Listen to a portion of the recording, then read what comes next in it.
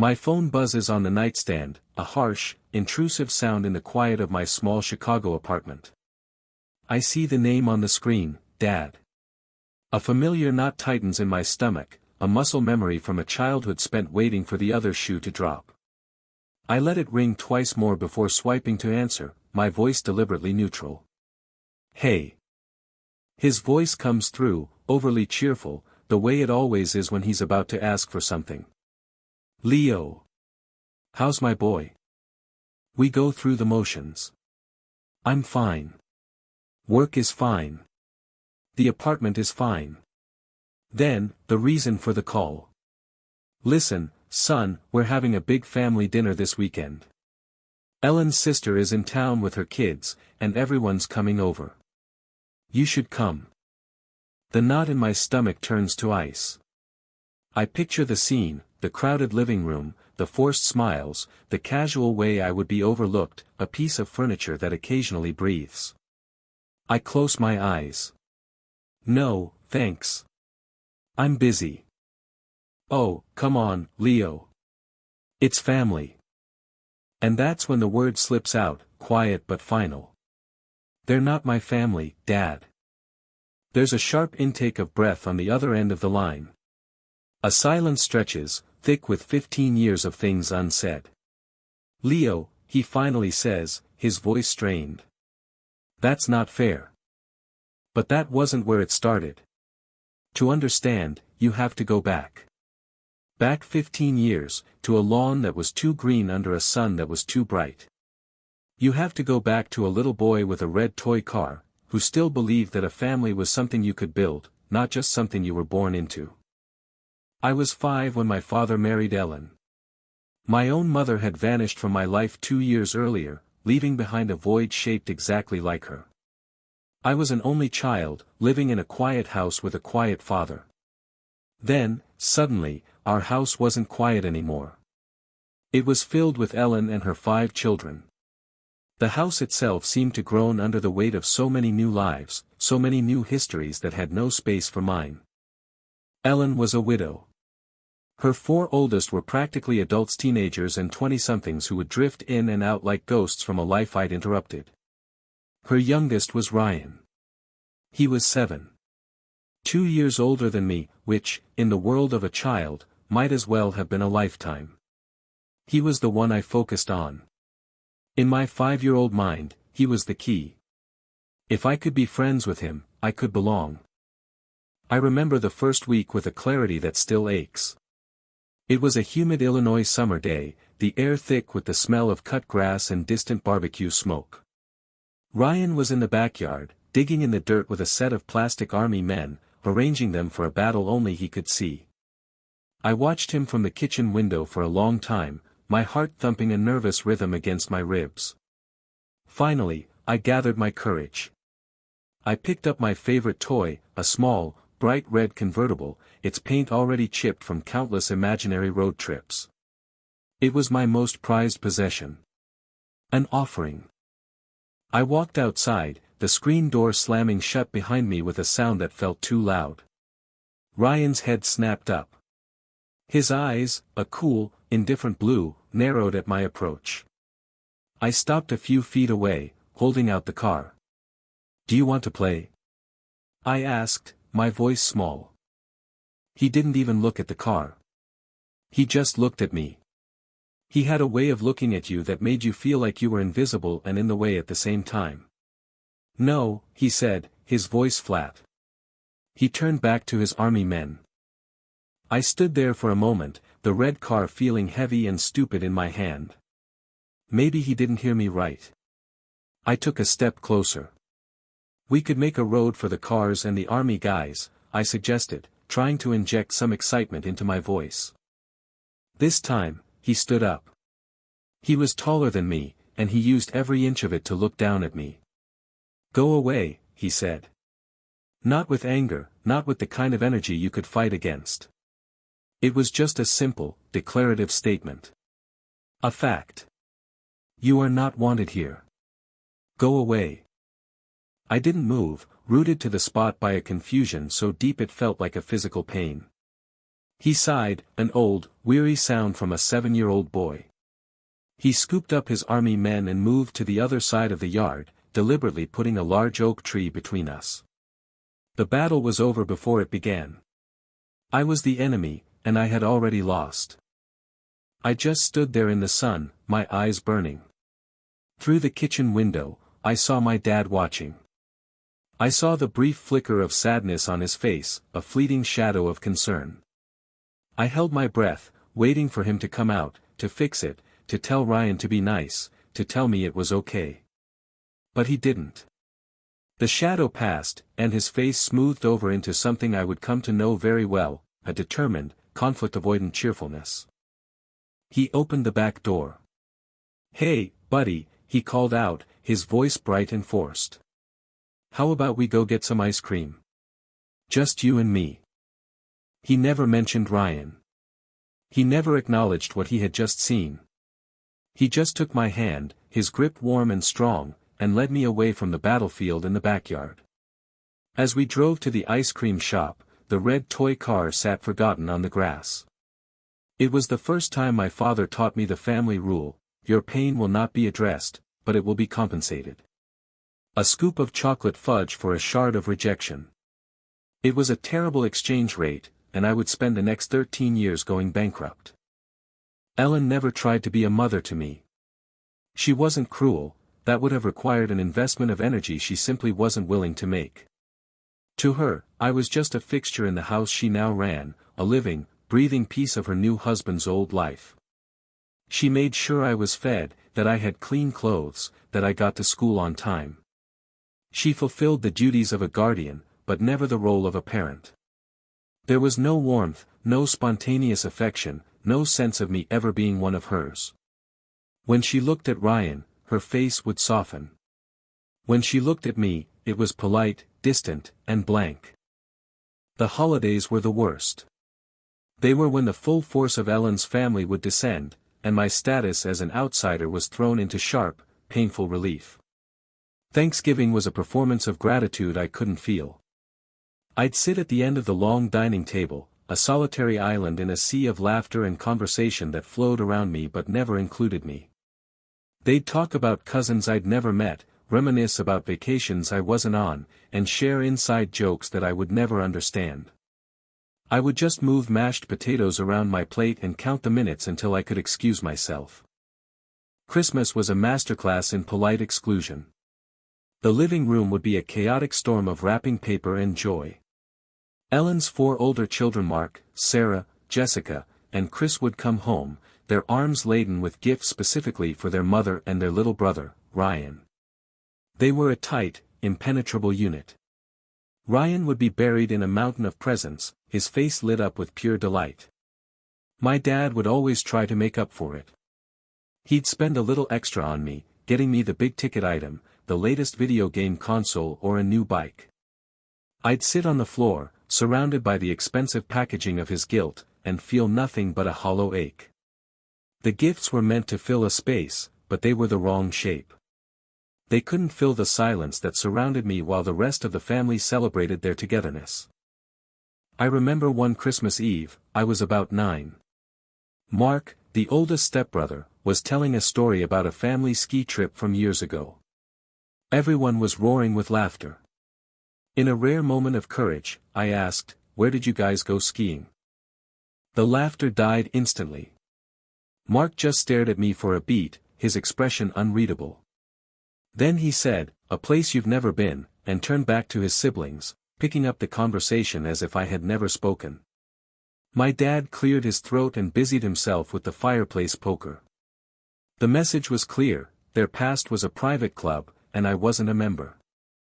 The casual cruelty became more pointed as the years went on. When I was 10, Sarah, my oldest stepsister, was taking Ryan to see a new animated movie he was excited about.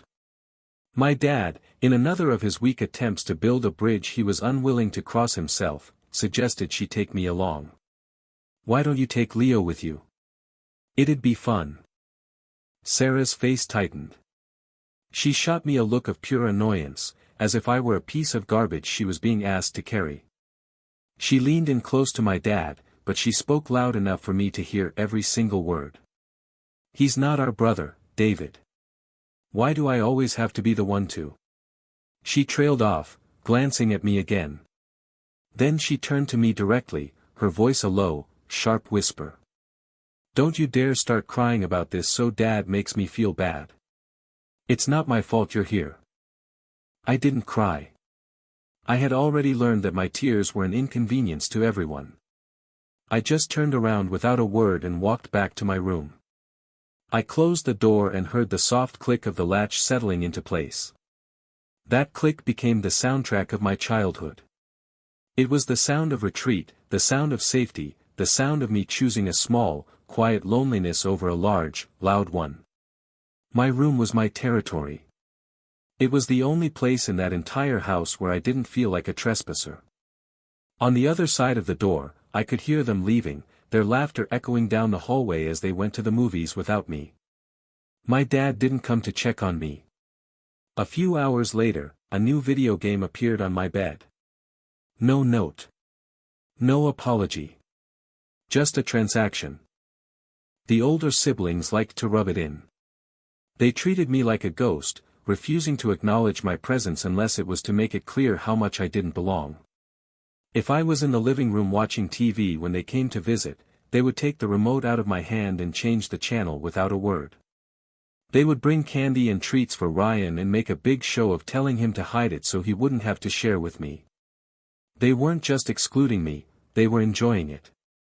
It was a sport for them, a way to reinforce their own bond by sharpening the edges of my isolation. And through it all, Ryan remained the same.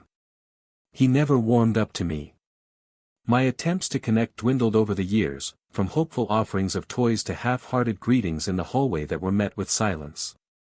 He didn't have to be mean like his older siblings. His indifference was enough.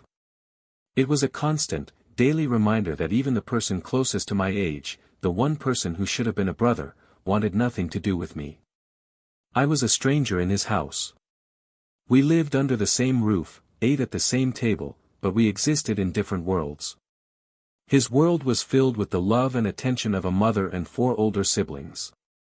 My world was the 4 walls of my bedroom, the quiet company of my dad, and the ever-present hum of a family that was not, and would never be, my own. I learned to make myself small. It was a survival tactic. I mastered the art of moving through the house like a whisper, avoiding common areas when Ellen's kids were visiting. I'd take my meals in my room, claiming I had homework to do.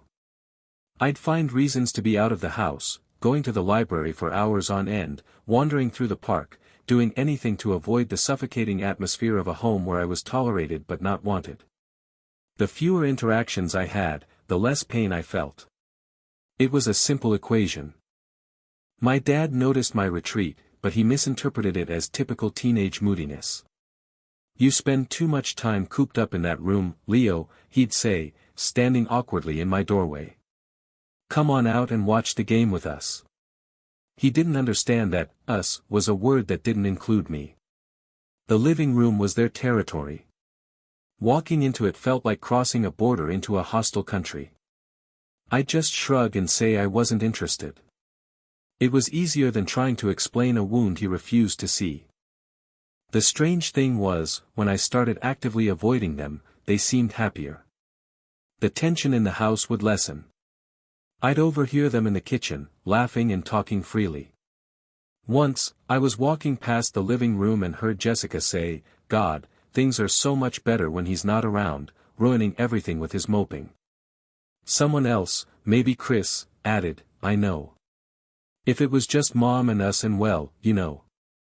The unspoken words hung in the air, if Dad was gone too, it would be perfect. Hearing that didn't even hurt anymore. It was just information. It confirmed what I already knew. My existence was a burden, a complication in their otherwise perfect family picture. And my dad, the man who brought me into this situation, was just as much a part of the problem for them as I was. The realization was strangely liberating. It severed the last, fragile thread of hope I had that things might one day change. They wouldn't. This was my reality, but it didn't have to be my future. That was the night my escape plan solidified from a vague dream into a concrete goal. I was 16. I sat at my desk, the glow of the computer screen illuminating my face. I wasn't just looking at colleges anymore. I was looking at logistics. I researched part-time jobs in Chicago, calculated the cost of rent for a room in a shared apartment, and mapped out bus routes. The city was only an hour away by train, but it felt like a different universe. A universe where I could be anonymous. Anonymity felt infinitely better than the hypervisible invisibility I lived with at home.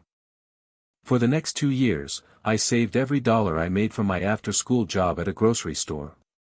I poured all my energy into my grades, not because I was passionate about academics, but because good grades were my ticket out. A scholarship, even a small one, could be the difference between leaving and being stuck. My dad was proud of my focus. "Look at him, Ellen," he'd say at dinner. "So responsible. He's going to do great things." He saw my ambition as a sign of a well-adjusted kid. He had no idea my only ambition was to get as far away from him and his new family as I possibly could. The day I turned 18 was just another Tuesday, but to me, it was Independence Day. I had a small nest egg saved up, enough for a security deposit and the first month's rent if I could find a place. The problem was, I hadn't found one yet. I couldn't stay in that house a moment longer than I had to. The night of my birthday, after a painfully awkward dinner where Ellen's family gave me polite, impersonal gift cards, I packed a duffel bag with clothes and my most important possessions. I left a note on my dad's pillow. "Dad, I'm going to stay with a friend for a while to figure things out. I'll call you. Love, Leo." It was a lie and a truth all at once. I didn't have a friend to stay with, not really. But I did need to figure things out. I slipped out of the house before dawn, walking to the train station as the sun began to rise. The air had never felt so fresh, the world so full of possibility. The first few months were brutal. I couch-surfed, staying with acquaintances from school for a few nights at a time, always trying not to overstay my welcome. I ate cheap ramen and worked odd jobs I found on Craigslist. There were nights I slept in my old car, a beat-up sedan my dad had helped me buy, parked in a 24-hour Walmart parking lot. It was hard, and it was lonely, but it was a loneliness I had chosen. It was honest. It was better than the suffocating isolation of that house in Oak Creek. Eventually, I found my footing. I got a steady job as a barista and found an ad for a room in an apartment in Logan Square. My roommates were Jake and Maya, 2 art students who were loud and messy and wonderfully, completely accepting. They didn't know my backstory, and they didn't ask. They just saw me as Leo, the quiet guy who made surprisingly good coffee and paid his share of the rent on time. For the first time in my life, I felt like I was part of something. Our apartment wasn't a family home, not in the traditional sense. It was a chaotic collection of mismatched furniture, half-finished art projects, and takeout containers. But it was a place of warmth. We'd have movie nights, piling onto our lumpy sofa with cheap pizza. We'd cook together, arguing over spices and playlists. We'd talk for hours about everything and nothing. They saw me. They included me. They created a space for me without me even having to ask. It was everything I had ever wanted. I still talked to my dad, but our conversations were infrequent and shallow. He'd call every few weeks, and we'd perform the same script. "How are you?" "I'm good." "How's work?" "It's fine." "How's Ellen?" "She's fine." We never talked about why I left. He never asked, and I never offered. I think, on some level, he knew. But admitting it would mean admitting his own failure, and that was a truth he wasn't ready to face. He preferred the comfortable fiction that I was just a young man eager to start his own life. He would send me money sometimes, which I would always send back. He would offer to buy me a new car, to help with my rent. I would always politely decline. I didn't want his money. His money had always been a substitute for what I really needed, and I was done accepting the trade. Then came the phone call that changed everything. It was a Sunday afternoon. I was in the kitchen with Maya, trying to teach myself how to bake bread. Flour was everywhere, and we were laughing at my lopsided, pathetic-looking dough. My phone rang, and I saw my dad's name. I wiped my hands on my jeans and stepped into my room for privacy. His voice was bright, a little too loud. "Leo. How's my boy?" "Hey, Dad. I'm good. What's up?" "Listen, son, we're having a big family dinner this weekend. Ellen's sister is in town with her kids, and everyone's coming over. You should come." I leaned against the wall, the laughter from the kitchen sounding like it was coming from a million miles away. His words hit me in a way I didn't expect. Family dinner. Everyone's coming. The casual, easy way he said it, as if my presence was a natural, expected part of that equation. As if the last 15 years hadn't happened.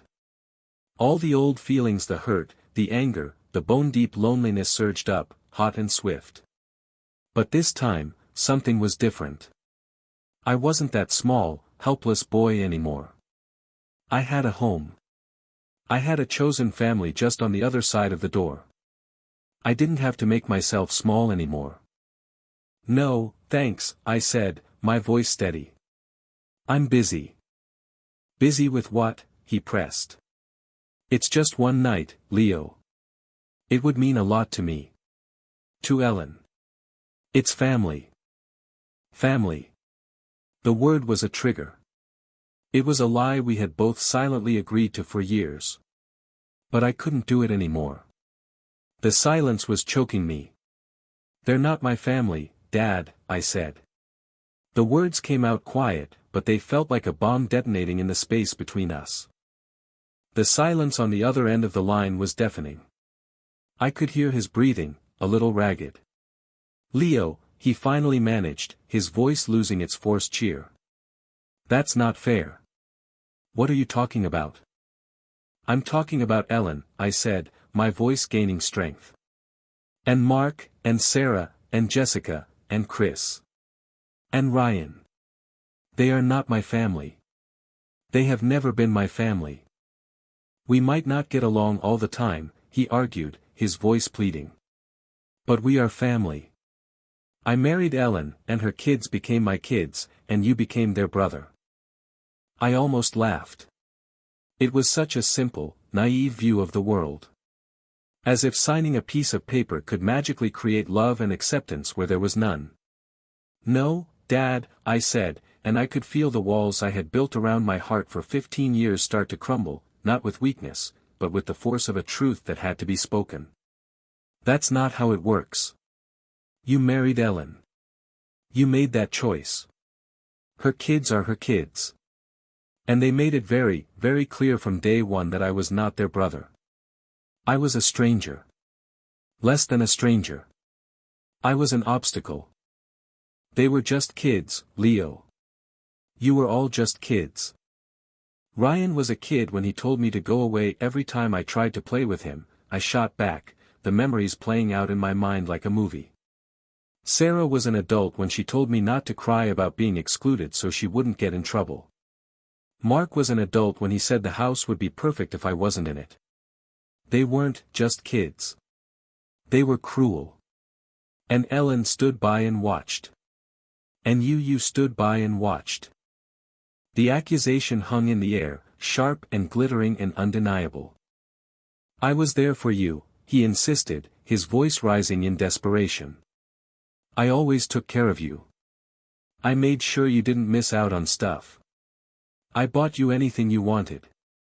And that was it." That was the core of his defense, the foundation of his willful blindness. He thought his money was absolution. He thought a new bike could heal the sting of being told you don't belong.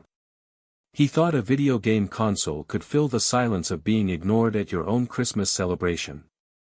For the first time, the anger I felt wasn't just a dull ache. It was a clean, sharp flame. Being rejected and ostracized in my own home was not made up for with a few material things, I said, my voice trembling with the weight of it all. You can't buy your way out of this, Dad. You can't put a price on belonging. They rejected me. You knew it. You saw it happen every single day for 13 years, and you made the choice to stay. You chose them over me, over and over again. That was your choice. So don't call me now and ask me to come over and pretend that we're something we're not. We are not a family. We never were. I didn't wait for a response. I didn't want to hear his excuses or his justifications. I just ended the call, my thumb pressing down on the red icon with a sense of finality. The silence that followed was different. It wasn't empty. It was filled with the echoes of my own voice, speaking my truth for the very first time. I sank down onto my bed, my body shaking, a sob catching in my throat. It was a sound of grief, but also of relief. The bomb had gone off. The fiction was destroyed. And in the rubble, for the first time, I felt free. The silence in my room was absolute. It felt heavier than air, pressing in on me. My hand was still shaking as I lowered the phone, the smooth, cool glass feeling alien against my skin. A tremor ran through my entire body, a seismic release of pressure that had been building for 15 years. I had done it. I had actually said it all out loud. The truth, raw and ugly, was finally out in the open, and I felt terrifyingly exposed. I collapsed back onto my bed, staring up at the ceiling. The faint cracks in the plaster seemed to map out a foreign country. My breath came in ragged gasps, a mix between a sob and a sigh. It wasn't a feeling of victory. It was a feeling of amputation.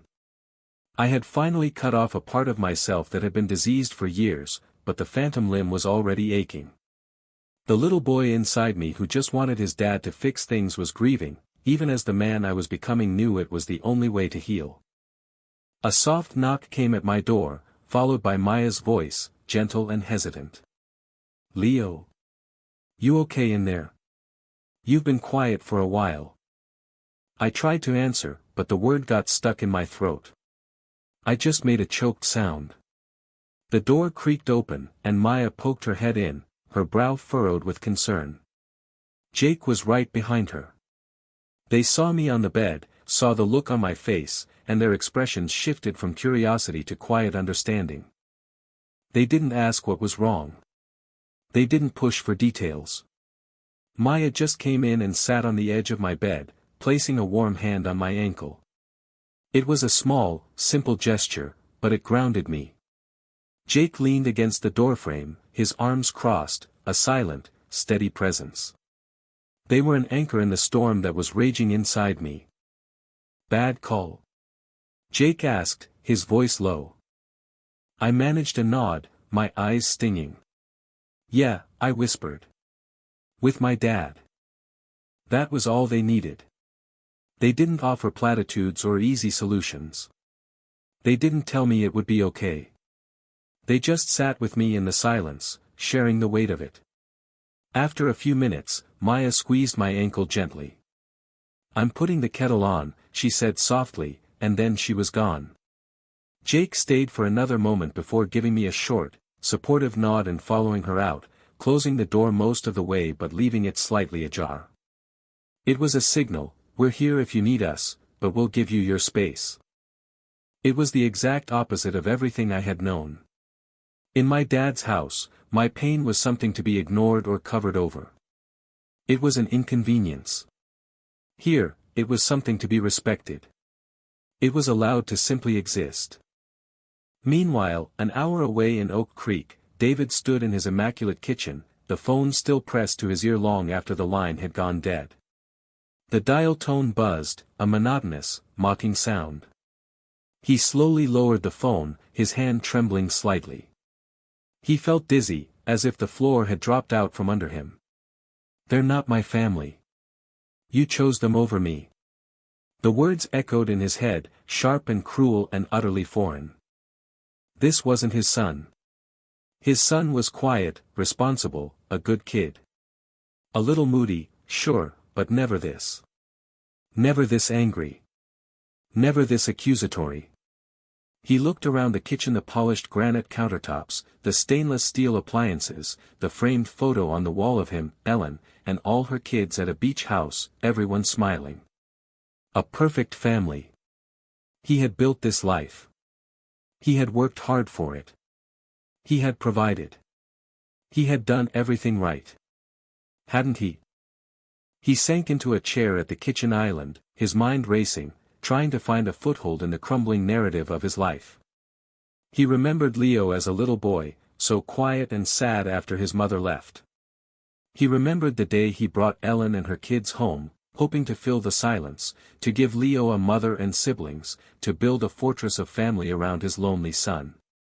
He had seen it as an act of creation, of love. He had never, not for 1 second, considered that for Leo, it was an invasion. The memories Leo had thrown at him came back in disjointed flashes. Sarah, telling Leo not to cry. He remembered that. He'd been standing right there.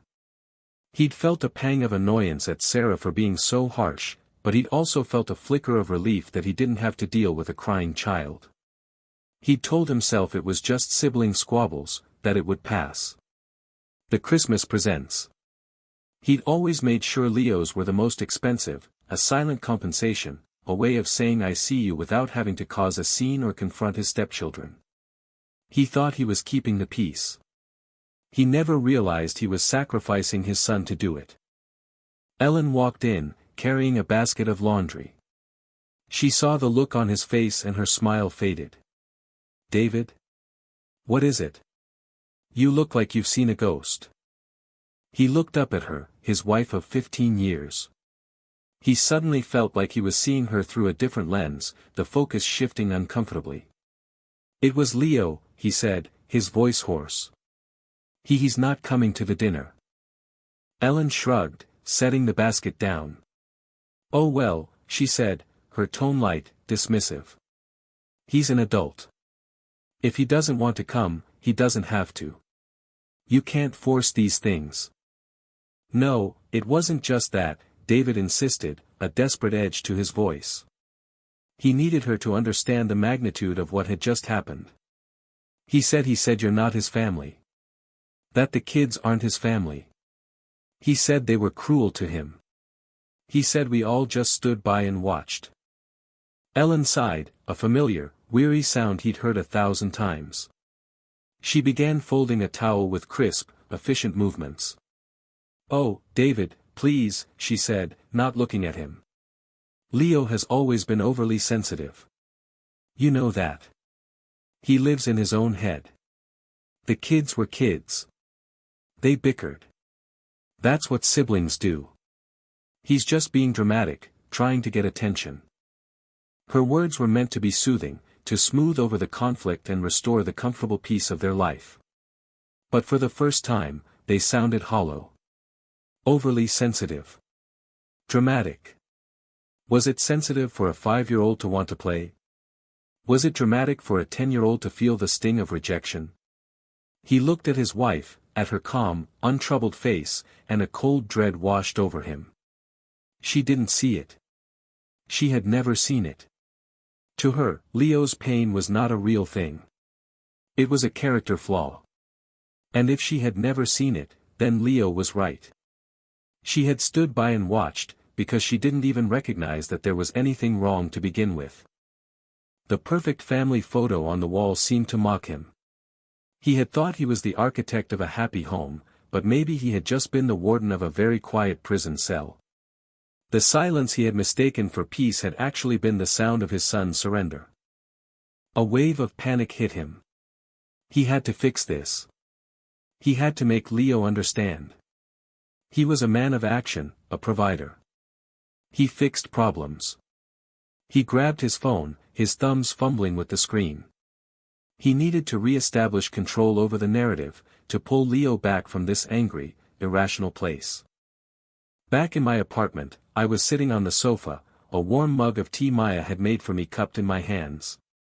Jake had put on a mindless action movie, and the three of us were huddled under a blanket. The simple, physical comfort was starting to soothe the frayed edges of my nerves. I was beginning to feel the ground beneath my feet again. Then, my phone buzzed on the coffee table. I flinched. Jake paused the movie. I picked it up, my heart hammering against my ribs. It was a text from my dad. My hands were still unsteady as I opened it. The message read, "Leo, that was a very unfair phone call. You're twisting things. We need to talk about this when you've calmed down and are thinking more clearly." I stared at the words, reading them over and over. Unfair. Twisting things. Thinking more clearly. There was no apology. No acknowledgement of my pain. Not even a question. It was a dismissal. A complete and total invalidation of everything I had just poured out of my soul. He hadn't heard me at all. He had just heard a tantrum, a problem to be managed. He was telling me that my reality was wrong. A cold, calm clarity washed over me, extinguishing the last embers of my grief. The ache of the amputation was gone. In its place was just a quiet, clean scar. The little boy who wanted his dad to fix it was finally silent. He was gone. My dad hadn't just failed to protect me 15 years ago. He was failing to hear me, right now. I didn't reply. I locked the screen and placed the phone face down on the table with a soft click. Maya and Jake were watching me, their expressions questioning. "You okay?" Maya asked. I looked at them, my chosen family, my safe harbor. And for the first time since hanging up the phone, a small, genuine smile touched my lips. "Yeah," I said, and I was surprised to find that I meant it. "I'm okay." The days that followed were strange. I existed in a state of suspended animation, waiting for a follow-up text, another phone call, an unexpected knock on my apartment door. But nothing came. The silence from my dad was more profound than our previous periods of no contact. Before, it had been a comfortable, mutually agreed upon distance. Now, it was a chasm. I had drawn a line in the sand, and he had refused to cross it. It was a stalemate of his denial against my truth. Life in Chicago went on. I worked my shifts at the coffee shop, the routine of grinding beans and steaming milk a comforting metronome. I studied for my community college classes, losing myself in the clean logic of code and the abstract beauty of design. I spent my evenings with Jake and Maya, our easy camaraderie a constant balm. They were tactful, never bringing up my dad unless I did. They created a bubble of normalcy around me, and I was grateful for it. But the past was not a quiet ghost. It was an active presence, replaying scenes in my head at unguarded moments. I'd be pouring a latte and suddenly I'd see Sarah's sneer as she told me I wasn't her brother. I'd be walking home and remember the precise weight of loneliness as I sat at the Thanksgiving table. These memories were no longer just sad, they were evidence. They were exhibits A, B, and C in the case I had built against the fiction of my family. I had spoken the truth to my father, and in doing so, I had spoken it to myself, validating my own history in a way I never had before. I wasn't overly sensitive. I was a kid who had been systematically, if passively, erased. About a week after the phone call, I was scrolling through social media, a mindless habit to kill time on my lunch break. My thumb froze. It was a photo posted by Sarah. The whole family was gathered in my dad's backyard for a barbecue. It must have been the dinner I was invited to. There they were, Ellen, my dad, Ryan, all the older siblings and their own partners and kids. A sprawling, happy clan. They were all smiling, raising glasses to the camera. My dad had his arm around Ellen, a wide, practiced smile on his face. He looked happy. He looked fine. He looked like a man without a care in the world. It was like being punched in the gut. He hadn't just dismissed my feelings, he had moved on as if our conversation never happened. He was performing his role as the happy patriarch, the center of this big, loving family. The family that I had just told him was a source of deep pain for me. The photo was a public declaration. This is my family. This is my choice. You are not a part of this picture. I felt a surge of something hot and bitter. It wasn't just anger. It was a kind of bewildered fury.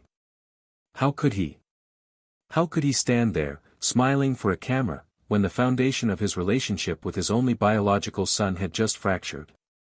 The cognitive dissonance was staggering. He was living in a completely different reality, a carefully curated world where my pain didn't exist, where my absence was a minor inconvenience at worst, and perhaps, a relief at best. The photo galvanized me. The last remnants of hope that he might understand, that he might reach out with a genuine apology, shriveled and died.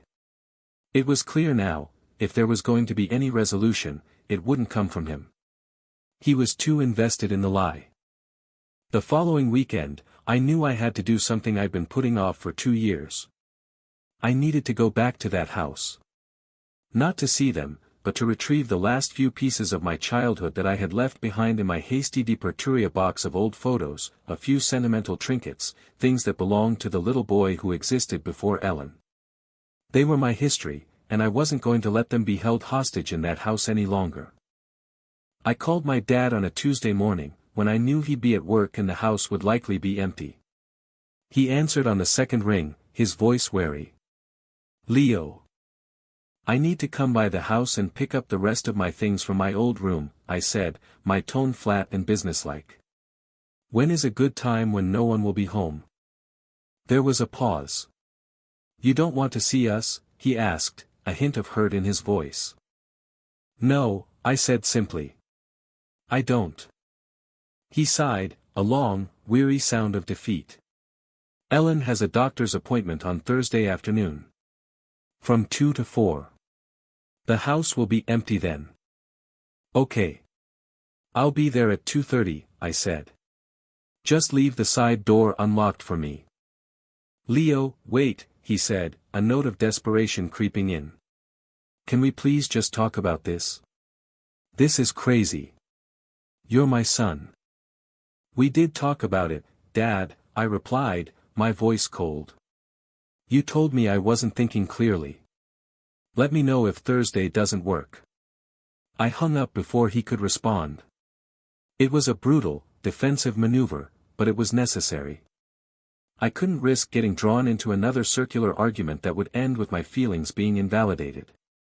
I just wanted my things. I wanted a clean break. On Thursday, I borrowed Jake's car and drove the hour from the city back to Oak Creek. The closer I got, the tighter the knot in my stomach became.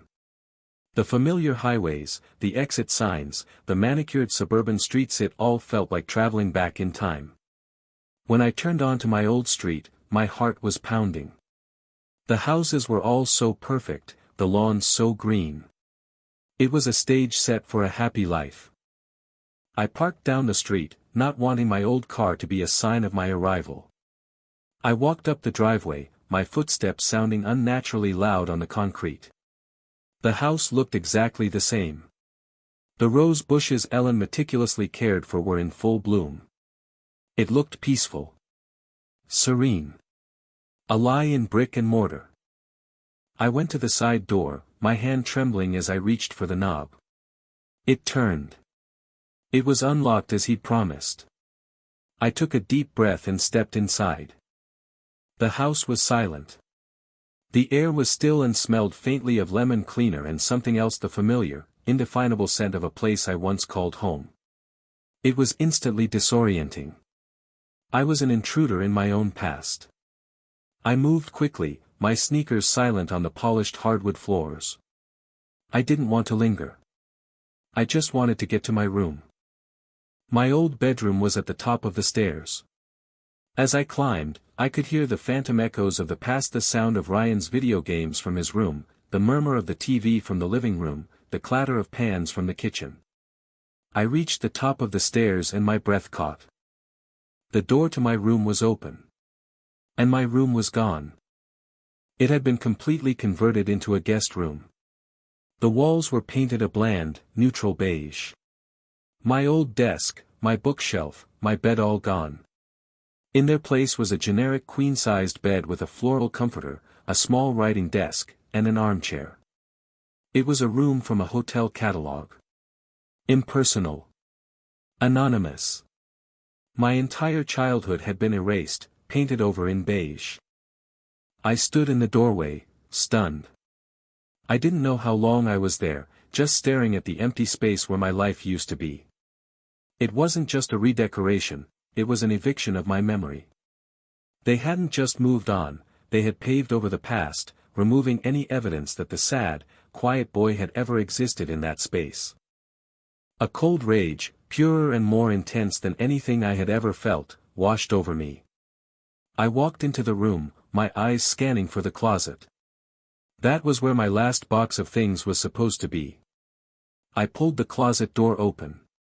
It was empty, save for a few wire hangers and a spare pillow in a plastic bag. My box was gone. The photos of my mom, the little clay pinch pot I made for my dad in kindergarten, the first comic book I ever bought with my own money, all of it. Gone.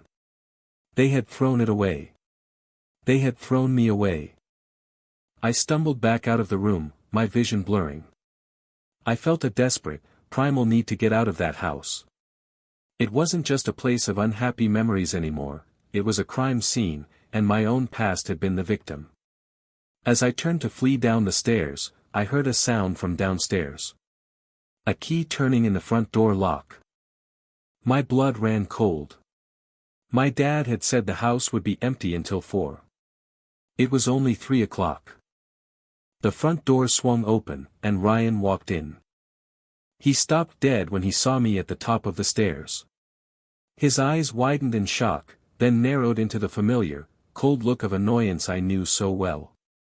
He was taller now, broader, but his face was the same. The same dismissive expression. "What are you doing here?" he asked, his voice laced with suspicion.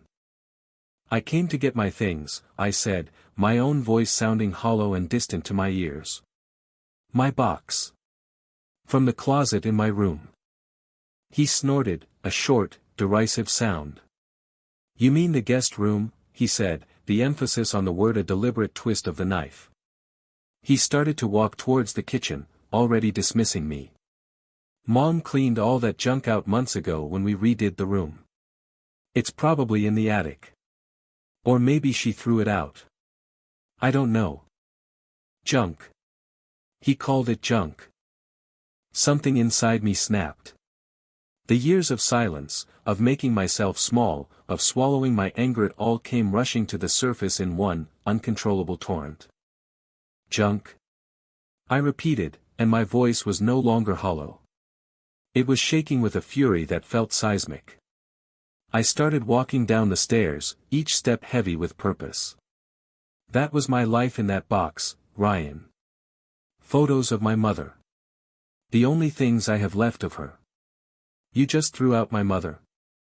He turned back to face me, a look of mild surprise on his face. He had never seen me like this. No one in this house had. "Whoa, calm down, man," he said, holding up his hands in a mock placating gesture. "It's not my fault. It was just old stuff. How were we supposed to know you'd want it after 2 years?" "Because it was mine." I was yelling now, my voice echoing in the silent house. I was at the bottom of the stairs, standing just a few feet from him. Because this was my home. That was my room. Or did you all forget that? Was it just that easy to paint over me and pretend I never existed? "It was never your home," he shot back, his own anger flaring. "It was our home. You were just the guy my mom's husband came with. You were always just here. Moping in the corner. Making everyone uncomfortable. Honestly, it's been a lot better since you left." His words were meant to hurt, and they did. But my anger was stronger. "Making you uncomfortable." I laughed, a raw, humorless sound. "I'm sorry my existence was an inconvenience to you. I'm sorry I didn't just disappear. God knows you all tried your best to make me." Nobody tried to make you disappear, you psycho, he yelled back.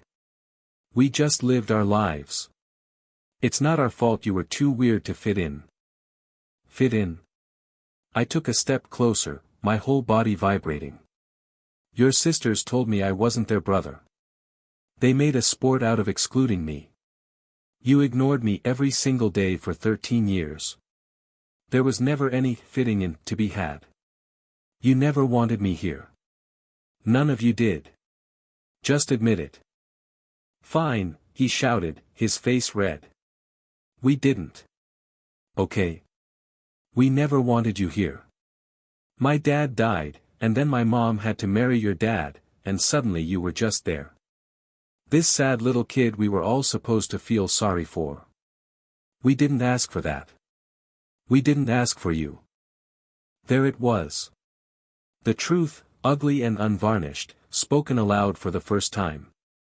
It hung in the air between us, shimmering and toxic. It was everything I had always known, everything I had always felt, but hearing it said so plainly was like a physical blow.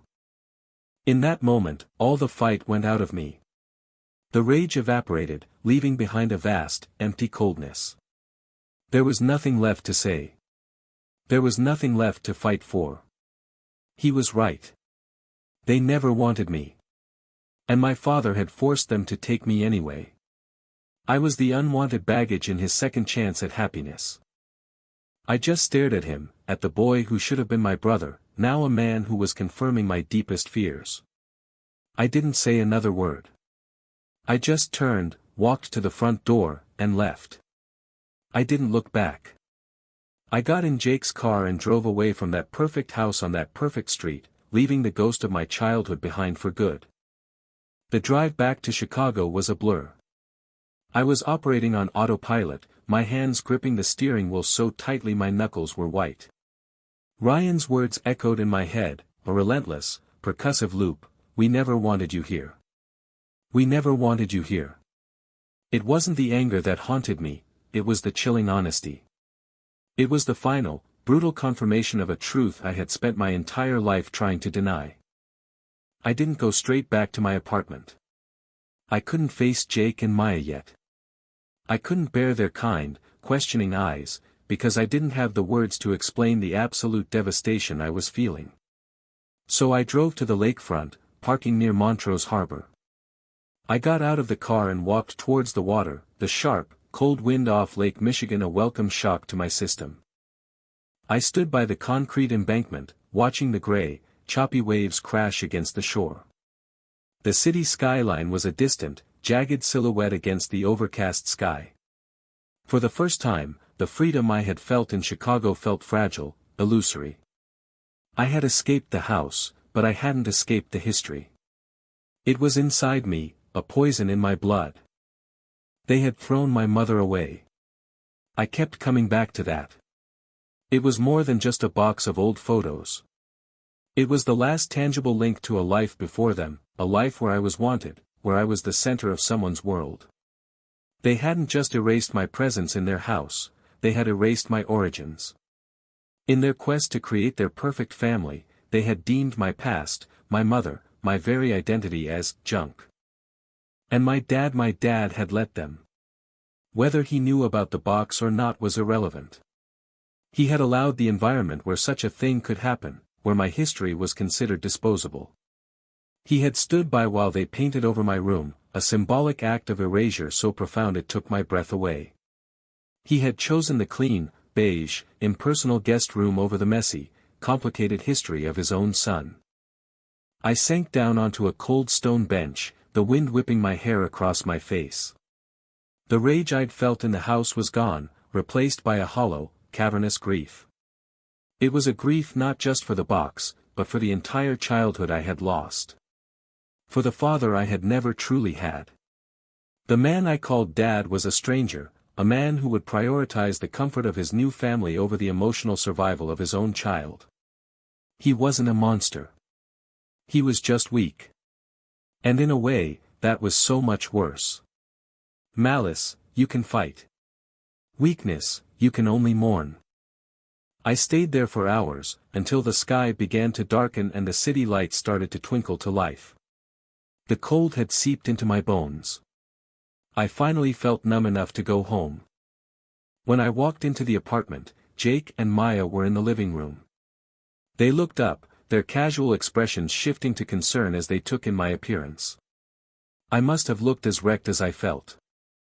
"Leo? What happened?" Maya asked, getting up from the couch. I couldn't hold it in anymore. The story just came pouring out of me in a broken, halting torrent. The guest room. The empty closet. The confrontation with Ryan. His final, devastating words. I told them everything, my voice cracking, tears I didn't know were there streaming down my face. They listened. They didn't interrupt. They didn't offer empty reassurances. When I was finished, exhausted and empty, Jake just came over and pulled me into a hug. It wasn't a pitying hug, it was a hug of solidarity, strong and grounding. Maya joined in, her arms wrapping around both of us. We stood there in a huddled knot in the middle of our messy living room, and for the first time all day, I didn't feel completely alone. "He's a coward," Jake said, his voice a low growl. "Your dad. He's a goddamn coward. And Ryan's an asshole," Maya added, her voice fierce. "A cruel, entitled asshole." They weren't just comforting me. They were angry for me. Their anger was a shield, protecting the raw, wounded part of me that couldn't even summon the energy for rage anymore. In that moment, the definition of family became crystal clear. It wasn't about blood. It wasn't about a shared roof or a legal document. It was about this. It was about showing up. It was about standing in someone's corner, sharing their pain, and hating the people who caused it on their behalf. That night, something shifted in me. The grief was still there, a heavy stone in my chest, but it was no longer just my burden to carry. The desperate need for my father's validation, for his family's acceptance, finally died. It wasn't a peaceful death. It was a violent, painful severing. But it was final. I was free of the hope that had been poisoning me for years. Hope can be a beautiful thing, but when it's for something that will never happen, it's a cage. And I was finally out. My phone buzzed late that night. It was my dad. I had expected another text, but he was calling. I stared at the screen, my thumb hovering over the decline button. "What are you going to do?" Jake asked quietly from the doorway. "I don't know," I whispered. But I did know. I couldn't go back to silence. The silence was what had allowed all of this to fester. I had to see it through to the end. I took a deep, steadying breath and answered the call, putting it on speaker. "Leo." His voice was frantic, panicked. "Ryan just told me what happened. My God, I am so sorry about the box. I didn't know, I swear to you I didn't know Ellen had thrown it out. I would never have let that happen. We can find it, I'll go through the attic, I'll check the donation center."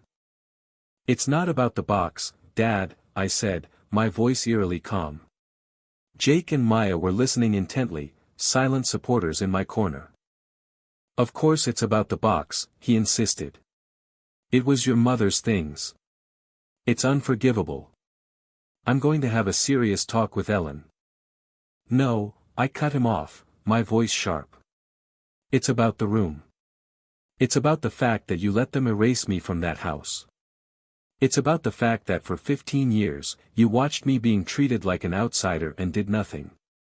The box is just the final proof of what I've always known. I am disposable to you. My past is disposable. As long as it keeps the peace with your real family, you will let anything happen to me." "That's not true," he cried, his voice breaking. "You are my son. I love you. Do you?"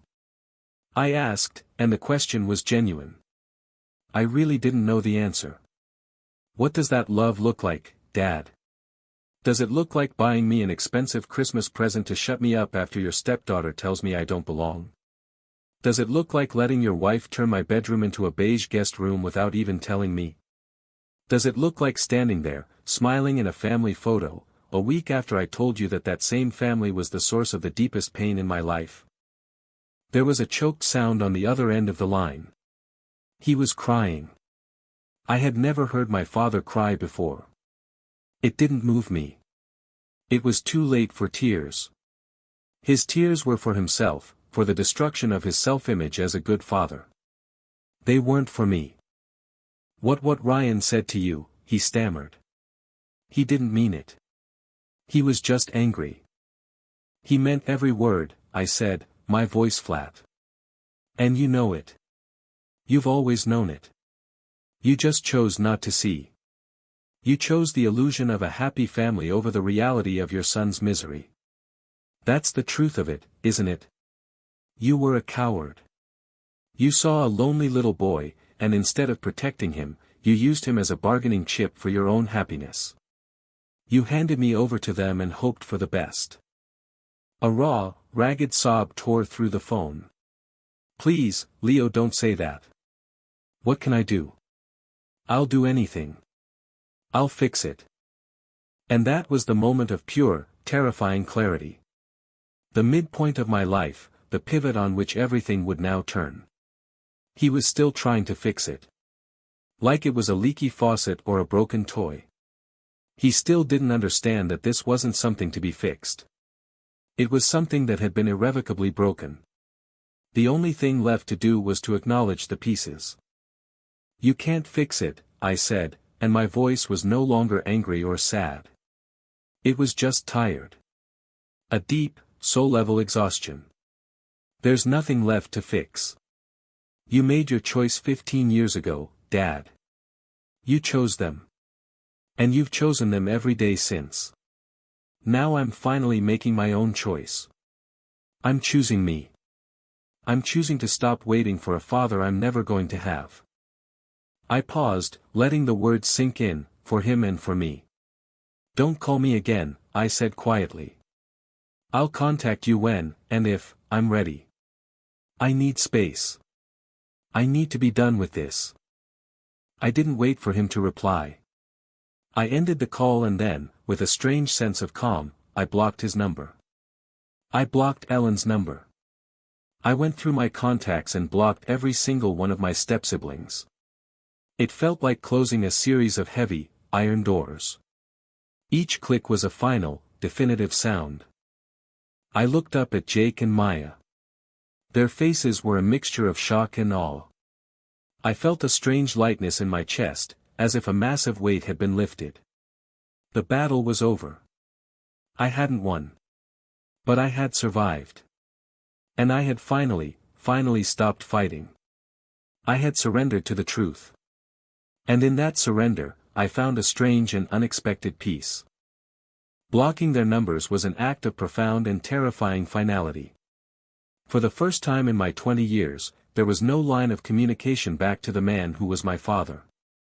No possibility of a text message filled with blame, no chance of a phone call offering hollow promises. The silence that followed was entirely of my own making. It was a self-imposed exile, but it felt more like claiming asylum. The next few months were a quiet reconstruction. I threw myself into building a life that was solely mine, defined not by what it lacked but by what it contained.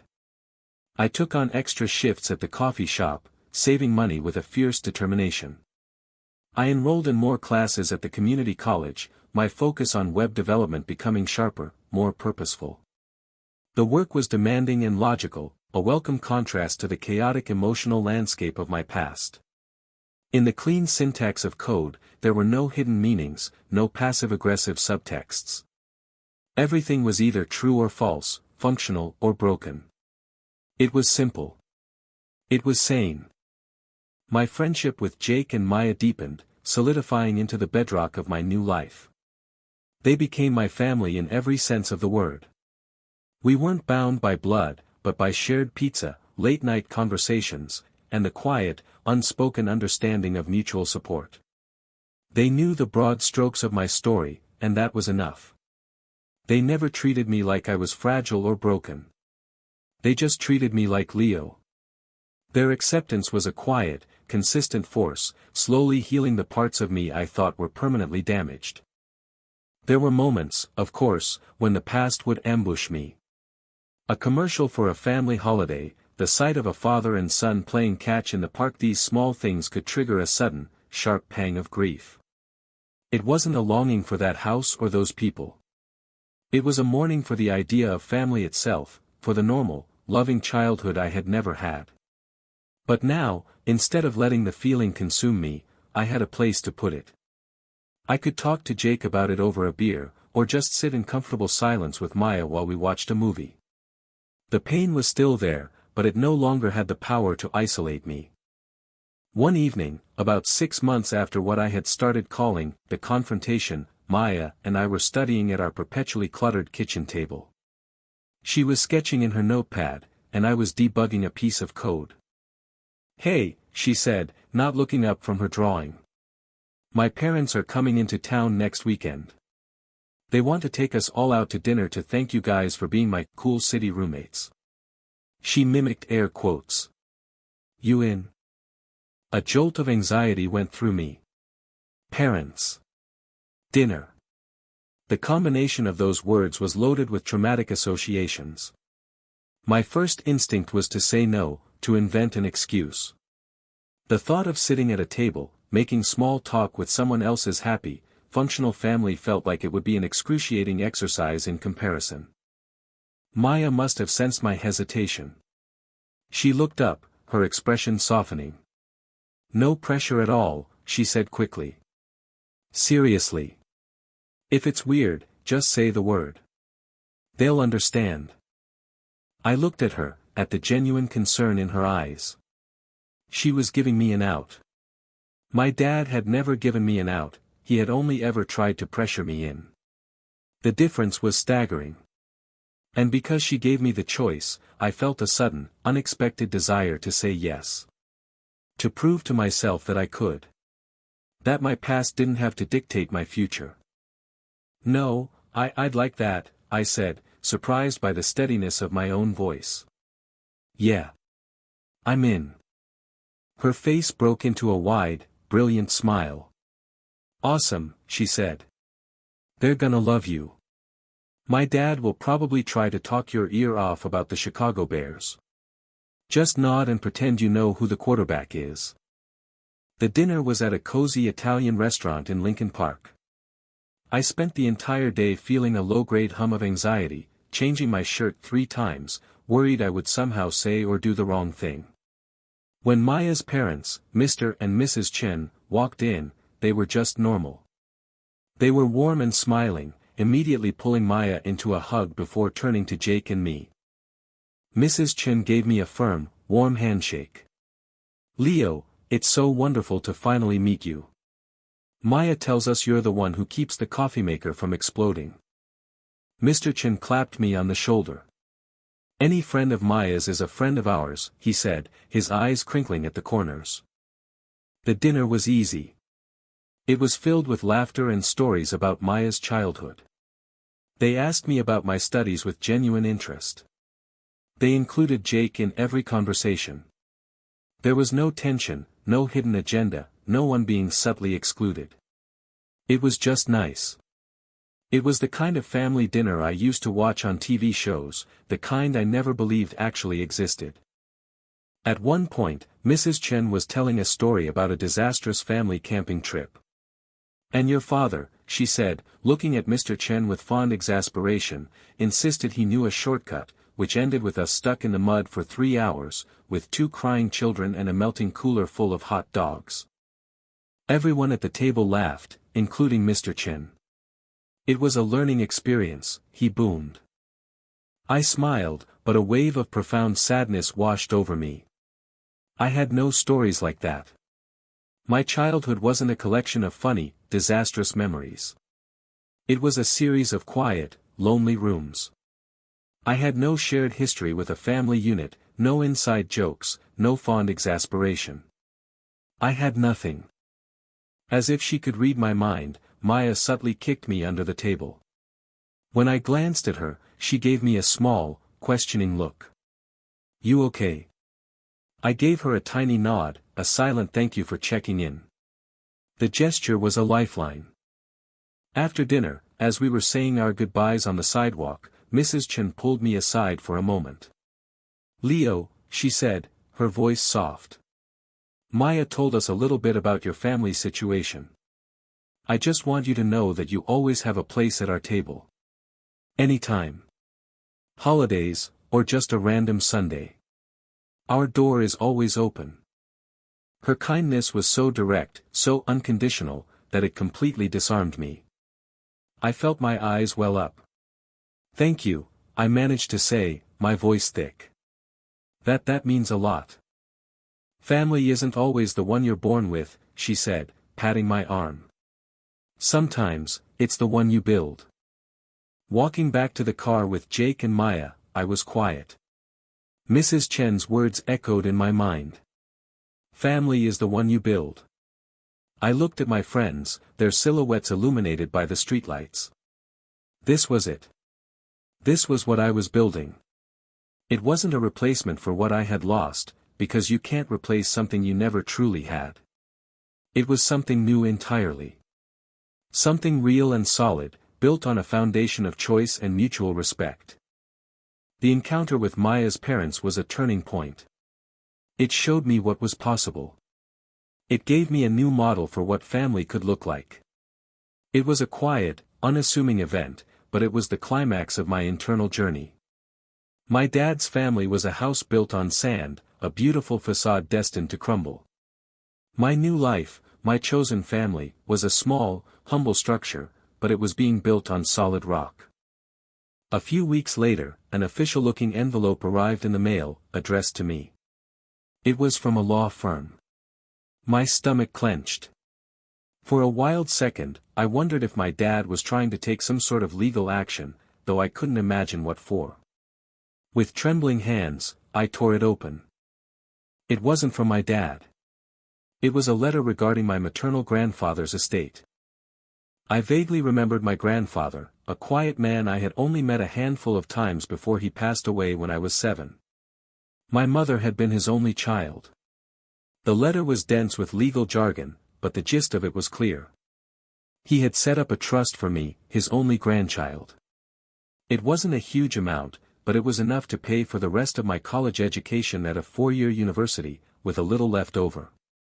The trust had been inaccessible until I turned 21, an age I was fast approaching. I sat on my bed, the letter shaking in my hand. It felt like a message from the past, a final act of love from a family I barely knew. My mother and her father were looking out for me, even after all this time. This money wasn't a transaction. It wasn't a guilt payment. It was a gift. An inheritance. It was a tangible link to a bloodline that did want me. The path ahead of me suddenly opened up. I could transfer to a university. I could finish my degree without debt. I could build a future for myself, a future funded not by my father's conflicted conscience, but by the uncomplicated love of my mother's family. It felt like the final piece of the puzzle clicking into place. The confrontation with my past had been brutal, necessary, and liberating. The dinner with Maya's parents had shown me what a real family could be. And now, this letter gave me the means to build my own future, completely and totally on my own terms. The house in Oak Creek, my father, Ellen, Ryan, they were all starting to feel like characters in a book I had read a long time ago. Their story was over. My story, however, was just beginning. I folded the letter and placed it on my nightstand. For the first time, I felt a sense of profound, unshakable peace. The storm was over. The sky was clear. The letter from the law firm was more than just a financial windfall, it was a profound psychological shift. It was a sign from a part of my history I thought was lost forever, a quiet affirmation that I was not an island, that I did, in fact, come from somewhere. It was a foundation to build on, separate from the cracked and unstable ground of my father's house. With the knowledge of the trust, my future snapped into sharp focus. I spent weeks researching universities in Chicago, my ambition no longer limited by my bank account. I found a program at the University of Illinois Chicago that felt like a perfect fit, a direct path to the career I was starting to envision for myself. The process of applying, of writing essays about my goals and aspirations, was empowering. I was articulating a future that had no connection to Oak Creek, a life defined by my own ambitions, not by a reaction to my past. Jake and Maya were my biggest cheerleaders.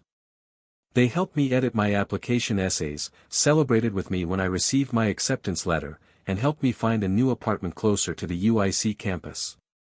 Our plan was to find a 3-bedroom place so our little unit could stay together. The thought of starting this new chapter with my chosen family by my side filled me with a quiet, steady joy. Life settled into a new, purposeful rhythm. I finished my final semester at community college, my grades better than ever. I worked, saved, and planned. The constant, low-level hum of anxiety that had been the soundtrack to my life for as long as I could remember had finally faded. It was replaced by a sense of calm and control. One afternoon, I was walking home from my last ever final exam when my phone buzzed with a number I didn't recognize. I almost ignored it, but something made me answer. "Hello." There was a pause, and then a woman's voice, hesitant and unfamiliar. "Leo? Is this Leo?" "Yes," I said cautiously. "Who is this?" It's Sarah."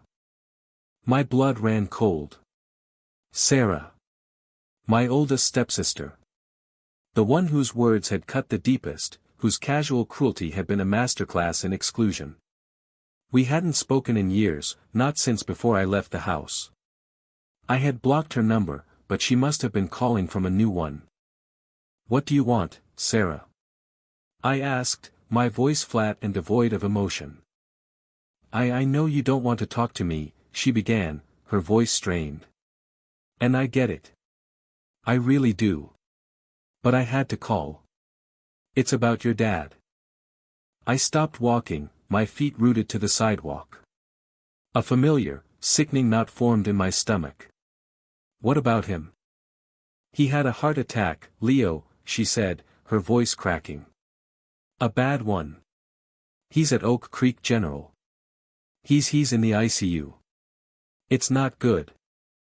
The world seemed to tilt on its axis. My dad. A heart attack. The words didn't compute. He was my dad, he was supposed to be a constant, a fixed point in my universe, even if he was a deeply flawed one. The idea of him being fragile, of him being gone, was something my mind couldn't grasp. "The doctors they're saying we should prepare for the worst," Sarah continued, her voice thick with tears. "He's been asking for you, Leo. He keeps asking for you. He's asking for you." The 4 words I had longed to hear my entire childhood. But they came now, under these circumstances, and they felt less like a comfort and more like a summons. A final, desperate attempt to get something he needed from me. I don't know," I stammered, my mind a whirlwind of confusion and old pain. "Please, Leo," she begged, and the sound was so alien, so unlike the confident, cruel woman I remembered. She sounded broken. "Whatever happened between you two, whatever he did, he's your father. He's dying. Please, just come. For him. He needs to see you." I don't remember the rest of the conversation. I think I mumbled that I would think about it. I hung up the phone and just stood on the busy Chicago street, the sounds of the city fading into a dull roar. My father was dying. The man whose approval I had craved, whose protection I had never received, whose weakness had defined my childhood, was dying. And he was asking for me. I walked the rest of the way home in a daze. When I got to the apartment, Jake and Maya were there. They saw my face and knew instantly that something was wrong. I told them the news, my voice a monotone, detached thing. "Oh my God, Leo," Maya whispered, her hand flying to her mouth. Jake was quiet for a moment, his expression unreadable. "What are you going to do?" he asked. It was the same question he'd asked months ago, when my dad had last called. "I don't know," I said, sinking onto the sofa. He's asking for me. You don't owe him anything, Jake said, his voice firm but not unkind. After everything he put you through, you don't owe him a deathbed reconciliation.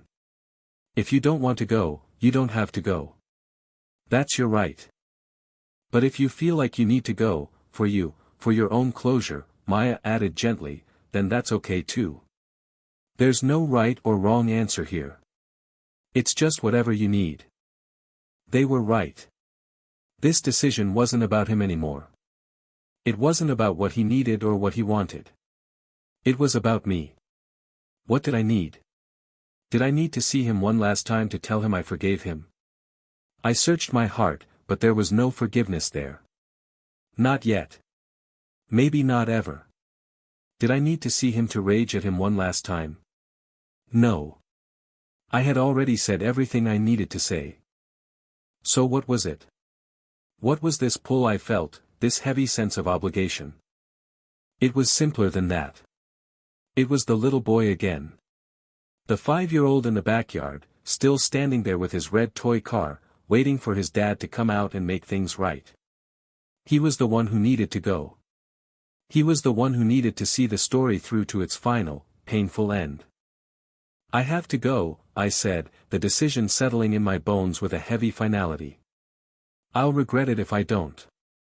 Jake just nodded. Okay, he said. We'll drive you.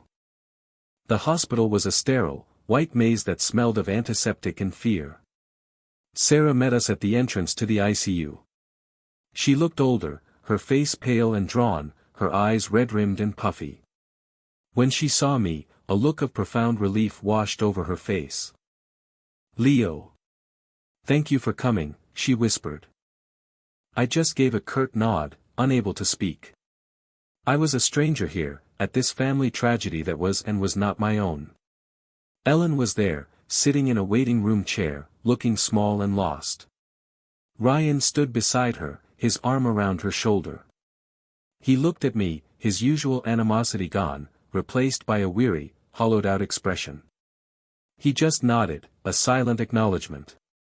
In this moment of crisis, our old war felt petty and distant. We were all just people on the verge of losing someone.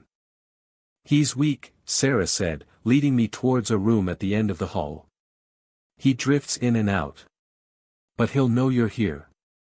She pushed the door open, and I stepped inside. The room was dark, filled with the rhythmic beeping and whirring of machines. My dad was lying in the hospital bed, looking impossibly small and frail. He was hooked up to a tangle of wires and tubes, his skin a pale, waxy color. His eyes were closed. This was not the man I remembered. The man I remembered was big, strong, a figure who had taken up so much space in my life, both physically and emotionally. This man was a ghost. I walked to the side of the bed, my feet feeling like lead.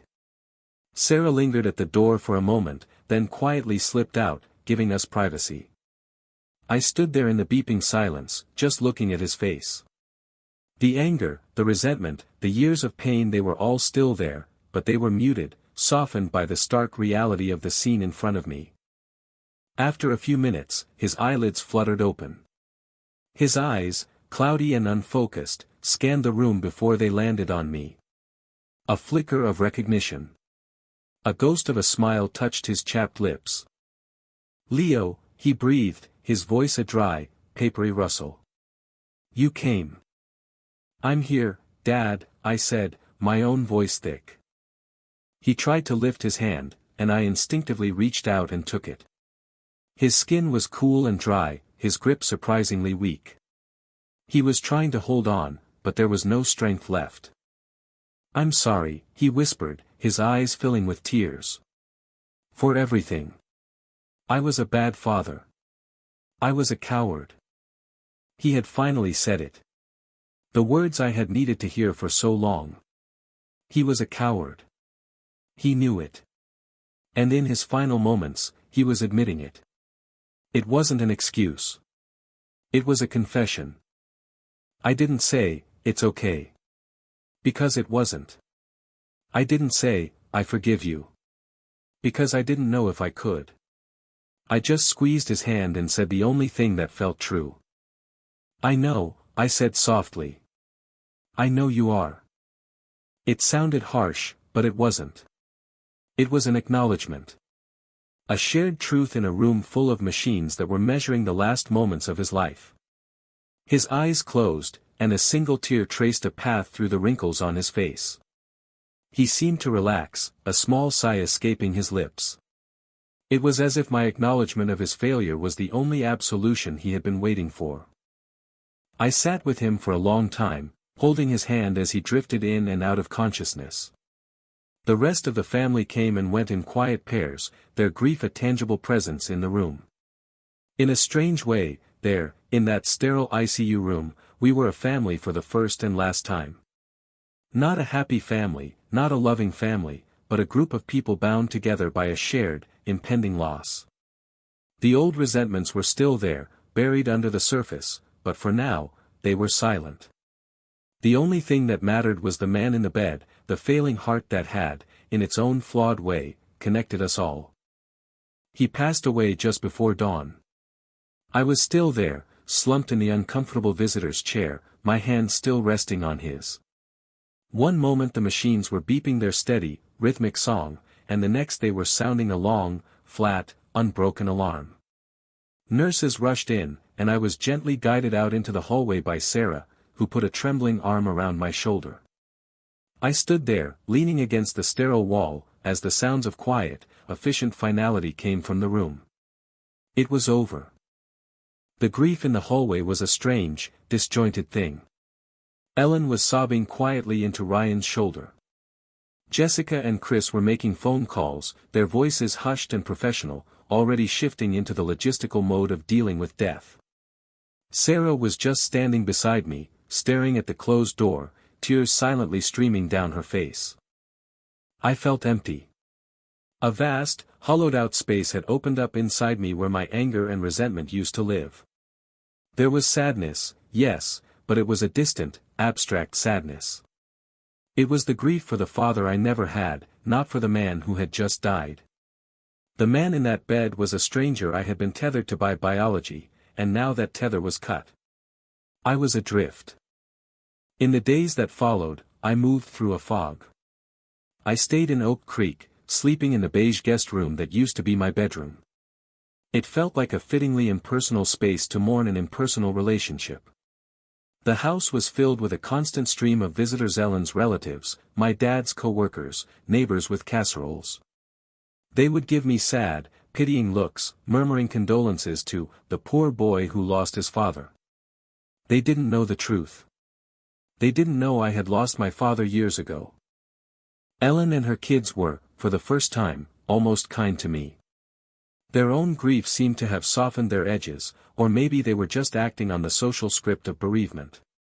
They included me in the funeral planning, asked for my opinion on flower arrangements, and made sure I had something to eat. It was the most like a family we had ever been, and it was all built around a coffin. The irony was suffocating. Ryan was the most changed. The anger and resentment he'd always held for me had been replaced by a shared, bewildered sense of loss. We were the two sons of the deceased, a title that bound us together in this strange, temporary truce. One evening, we were sitting alone in the quiet living room, the air thick with the cloying scent of funeral lilies. "You know," he said, staring into the empty fireplace. "He talked about you. A lot. Especially after you left." I said nothing, just waited. "He was proud of you," Ryan continued, his voice low. "That you were making it on your own in the city. He'd read your college's newsletter online, looking for your name. He kept every postcard you ever sent." He paused. He regretted it. All of it. I know he did. He didn't know how to fix it. He was a coward. He used the same word I had. The same word my dad had used. It was the one, undeniable truth we all shared.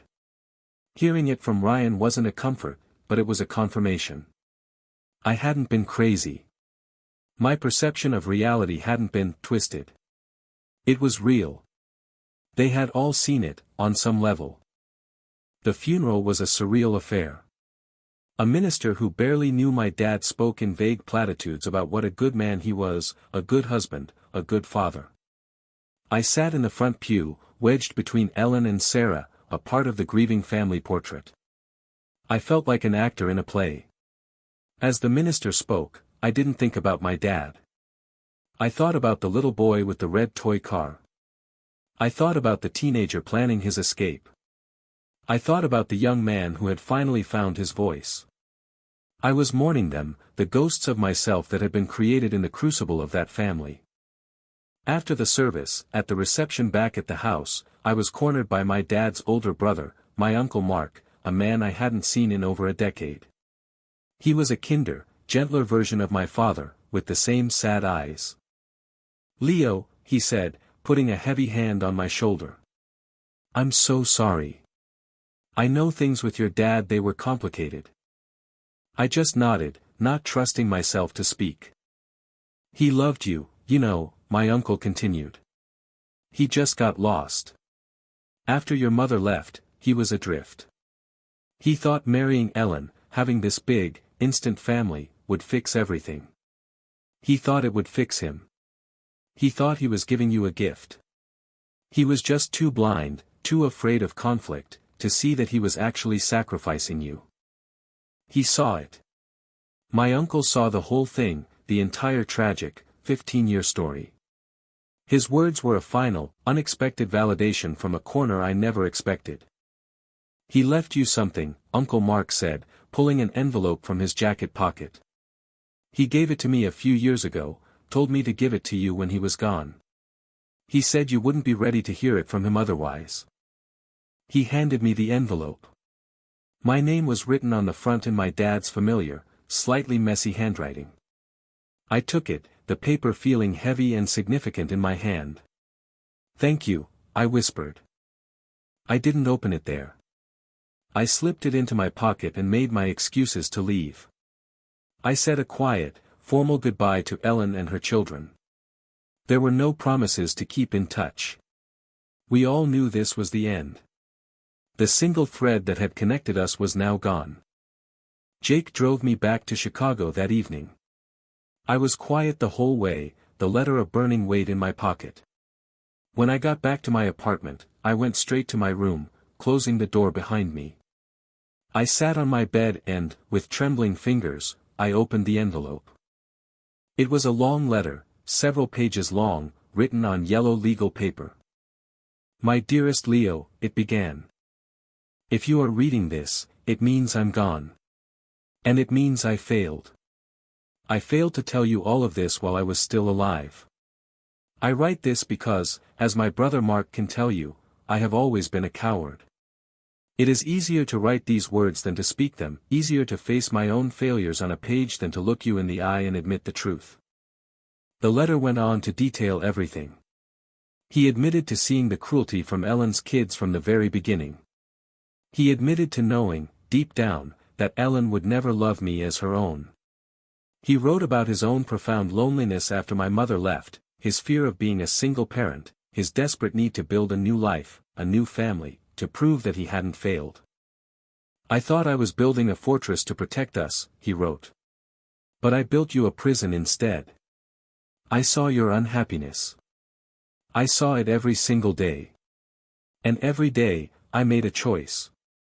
I chose to keep the peace. I chose to avoid confrontation. I chose the comfort of my new life over the duty I had to protect my own son. It is the great, unforgivable sin of my life. I chose my own comfort over your heart." He wrote about the phone call, the final one. "When you told me the truth, when you held up that mirror, it shattered the illusion I had so carefully constructed. You were right. About everything. And your strength in that moment, your refusal to live the lie any longer, was the proudest I have ever been of you. You became the man I was never brave enough to be. I cannot ask for your forgiveness," the letter concluded. "It is not mine to ask for. I can only offer you my confession, and my deepest, most profound regret. The material things I gave you were never gifts, they were apologies I was too cowardly to speak. The only true gift I can give you now is your freedom. The freedom from waiting for me to be the father you deserved. You deserved so much more. Go and build the life you deserve, the family you choose. Know that wherever I am finally seeing you clearly. Tears streamed down my face as I read the final lines. They weren't tears of anger or even of sadness. They were tears of release. He had seen me. In the end, he had finally, truly seen me. The letter couldn't erase the years of pain, but it acknowledged them. It validated my entire experience. It was the apology, the explanation, the confession I had always needed, delivered from beyond the grave. I folded the letter carefully and placed it in a box with the few remaining artifacts of my life: the letter about my grandfather's trust, my university acceptance letter.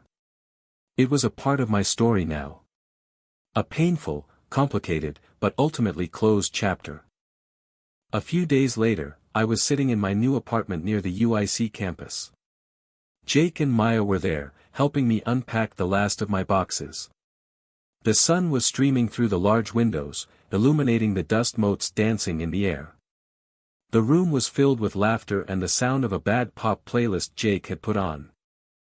Maya handed me a box. "This one's labeled Memories," she said. I opened it.